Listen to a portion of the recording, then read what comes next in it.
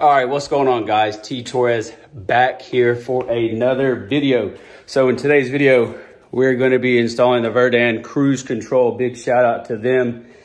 And it's time to get rid of the Atlas throttle lock. But before we do that, if you want to directly support me and my channel, all the money that I make off of YouTube goes directly back into making content, motorcycles, etc. I'll have a discount code for the cruise control for this bike. It'll be 12% off. I do get a little kickback from that. It's just a part of their affiliate program. But if you are going to get a cruise control, use my coupon code. Link will be down in the description, and it'll be a pinned comment. So in order to get this party started, we got to get the bike naked. Of course, we're going to have to take off some of the crash bars, the fairing pieces, a little part of the dash. And I haven't decided quite yet which side I'm going to put the cruise control on, because we do have our fog lights here. But in the package itself, here is your cruise control on, cruise control off.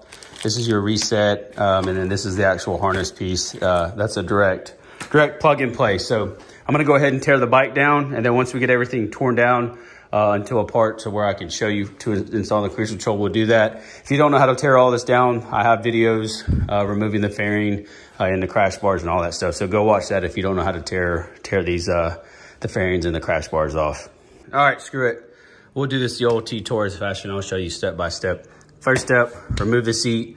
You got an Allen bolt here and here, and we need to remove this piece, and then we're gonna go on down the side here. So let me go ahead and get this removed, and I'll catch you guys up. All right, so if you're like me, go ahead and get this crash bar off, and then you have 1, 2, and then 3, and then we'll remove this plastic piece and this plastic piece as well.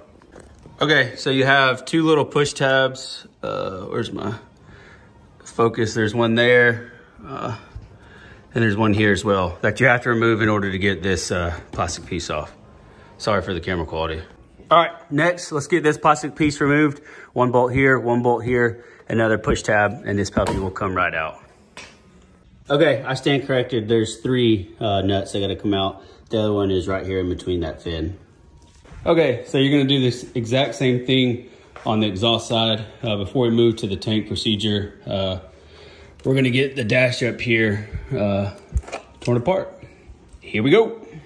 All right, 2 Allen bolts, 1 here, 1 here, and then you got push pins on each side here, and then we'll have to unlock this socket and then pull this dash out and then disconnect the actual, I think it's a 24 pin connector for the back of the dash.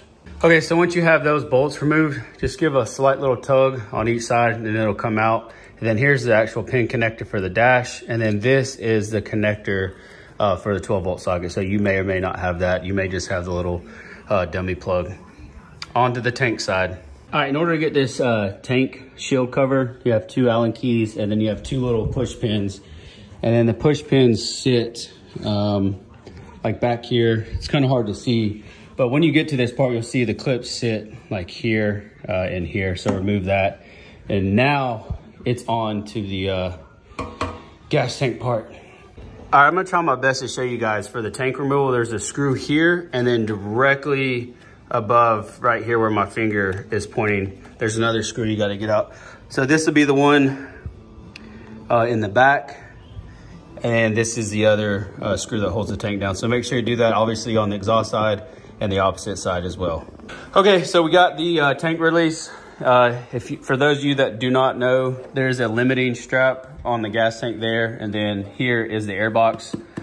So now probably would have been a good time to replace the air filter, but we'll save that for another day. But it is really cool that Honda did that, to where if you got to do maintenance, this can hold up on the gas tank. So now that that's removed, those 2 or the four bolts that remove the actual gas tank are a little bit of pain in their butt. But once you get that done, it's time to start identifying plugs and do some wiring. Okay, so on this harness here that is clipped here, there's a black and blue striped wire. You're gonna crimp this purple with the provided connector they have, and that is for your brake input. So go ahead and do that now. Okay, so there is a 8-pin connector back here, and On the factory cruise control harness, you connect that piece into there, and then the other side into the factory plug, right? Yeah, so basically that way you're going using the grip sensor plugs, and it's routing through the CAN bus back into the bike's harness. So it's basically diverting it and then bringing it back, and it's literally directly behind the right side airbox intake. So here's the airbox intake, and then it's the only plug over here that has 8 ports with six wires. Cool. All right, next step is locating the diagnostic cable. It is the port right here, the battery, the fuse box, and mine was laying down right here. I took off this plastic cover, and then this is gonna get connected into here. But obviously we're gonna route everything first. This cable that says route underneath the fuel tank, but it's critical that this wire does not get pinched in any way running to this. So make sure, you know, it's not getting obstructed in any way. All right, in order to mount the Verdant cruise control, we're gonna need to remove the throttle. Important note on this, it clearly states multiple times, do not try to stretch this open as it will break. So don't try to stretch it because you will break it. And there's a little tab here. Recommend not cutting that because it keeps it open. We cut it, so now we're gonna have to stretch it a little bit to get it on there. All right, it's pretty self-explanatory how to take this off. There's just a few screws, and then we unbolted screwed to the handlebars, and then the throttle cable came out, and now we are routing the cruise control.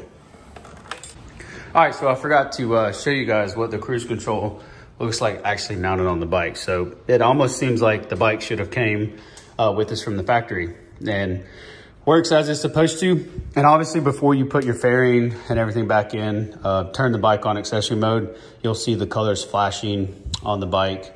The brake has to be pressed at least one time before you can activate the cruise control. Just make sure your lights down there and the module are working correctly. And then you're pretty much ready to go. Everything worked as planned. It's a little intuitive. I would probably set an afternoon aside to get it done, but she's done. And I can't wait to go on a long ride and see how it feels to actually be able to relax the throttle hand and not have to worry about holding it or using the Atlas throttle lock. All right, that is going to do it for today's video. We just got done, Connor and I both just got done riding the Transalp and trying out the actual cruise control. It works pretty good. It's different. It's gonna be, you know, something that you're gonna have to get used to, being that it's on the same side as the throttle as well. But if you're interested, 12% coupon code, it'll be right here on the screen, and then a link down in the description as well. So a big thank you to Verdant Cruise for partnering up with us and enable us to make some affiliate dollars off of that as well. And thank you, Connor, for helping doing the wiring. So if you're new here, please hit the subscribe button, turn on your post notifications, leave this video a big thumbs up, and I'll catch y'all in the next video. Peace.